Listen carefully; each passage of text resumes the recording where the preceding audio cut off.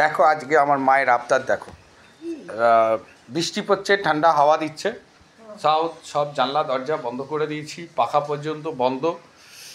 তো মায়ের আবদার, মা উঠে বসে খাবেন না, মাকে খাইয়ে দিতে হবে, তাই জন্য মাকে খাওয়ানো হচ্ছে।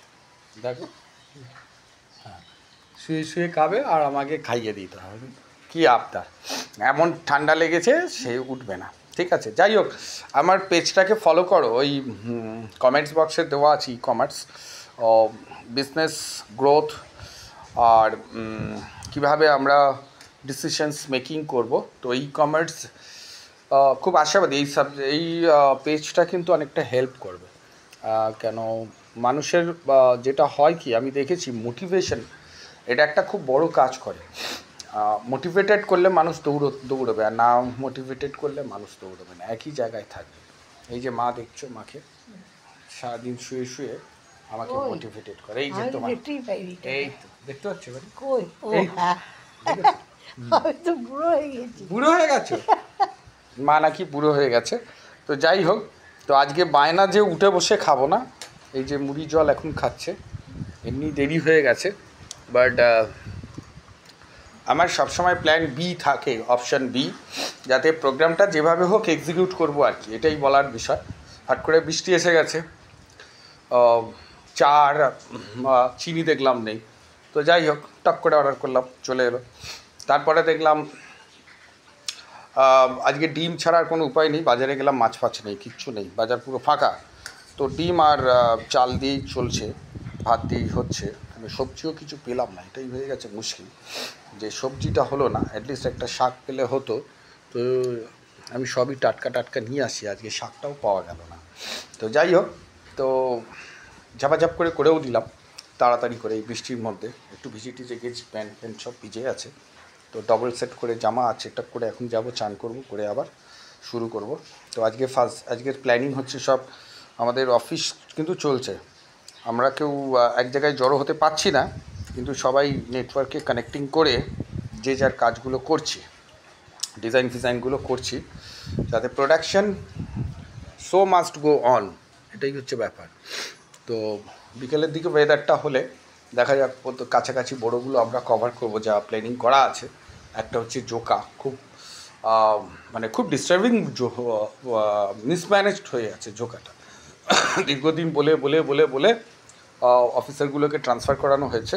এখন নতুন অফিসার যারা এসেছে তাদেরকে একটু সময় লাগবেই ধরতে, তবুও আমি বলবো বেটার, যেগুলো আছে এগুলো বদমাইশের ধারী। যে লোক কাজ করতে চায় না, তাকে জিন্দগিতে কাজ করানো যায় না। কাজ করতে গিয়ে একটা অসুবিধা হলো আলাদা ব্যাপার, সে বুঝতে পারছে না, কিন্তু এরা শেখার ইচ্ছাও নেই, কাজও করবে না। ঠিক আছে, একটা সিন্ডিকেট তৈরি করেছিল, সেটাকে সরিয়ে দেওয়া গেছে। তো এখন নতুন লোকগুলোকে নিয়ে কাজ করতে হবে। আর এক্সিকিউটিভটা একটু আছে, মানে ম্যানেজমেন্টে খুব একটা পাকাপোক্ত নয়। তো আগের দিন ডিজিকে দিয়ে একটু ধ্যাতানি দেওয়া হয়েছে, তো ডিজি একটুখানি ধ্যাতানি দিয়েছে, তাতে একটু এফেক্ট হয়েছে।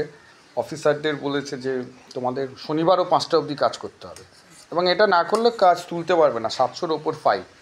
একটু ডায়নামিক না হলে কিন্তু কাজটা এমন কিছু অসম্ভব নয়। ওখানে ম্যাক্সিমাম জোকাতে 2তলা 3তলা বাড়ি, তো আমি যদি ওখানে চার্জে থাকতাম, আমার ম্যাক্সিমাম 3 থেকে 4 দিন লাগবে এই ফাইলগুলো বার করতাম। আমি যখন পঞ্চায়েতে কাজ করেছি, ওখানে কাজ করা খুবই টাফ, একটা ইঞ্জিনিয়ার সব কিছু করতে হয়।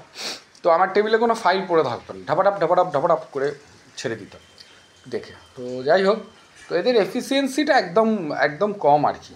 আর একটা অ্যাসিস্ট্যান্ট ইঞ্জিনিয়ার, সেটা এত বড় বোকা, আর তারপরের সংখ্যা বললাম না, তার পিছনের শব্দটা গণমাধ্যমে বলা যায় না, তো একদম কাজ করতে চায় না। তো যাই হোক, তারও মেডিসিন পড়েছে, কালকে আগের দিন চাপ দেওয়া হয়েছে। তো চাপ দেওয়ার ফলে খালি অফিসে যাবে, গিয়ে ফেসবুক এইসব করবে, আর নিয়ম দেখাবে, আমি একটা করে সিরিয়াল অনুযায়ী ফাইল করে কোনো কাজই করে না। একটা 2তলা বাড়ির ফাইল চেক করবে 5 দিন ধরে। তো তার মানে এফিসিয়েন্সি লেভেল খুবই কম, বা বদমাইশি করছে।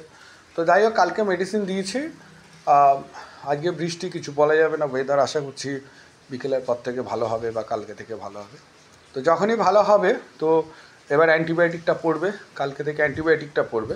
কেন এই সপ্তাহে থেকে এত পরিমাণ কাজের চাপ এসে গেছে, যে জোকা থেকে বড় এক হচ্ছে সেই দক্ষিণেশ্বরের কাছে, প্লাস এ পাশে জোকা, প্রত্যেকটা বড় মিলি এতগুলো ফাইল, সেগুলোকে মনিটরিং, তারপর আরবান লাইট সেলিং, করুণাময়ী, সেখানে দৌড়নো, তো এতগুলো করাটা না খুব মুশকিল, মানে ওভারল্যাপিং হয়ে যাচ্ছে। হয়েছে খেয়েছো?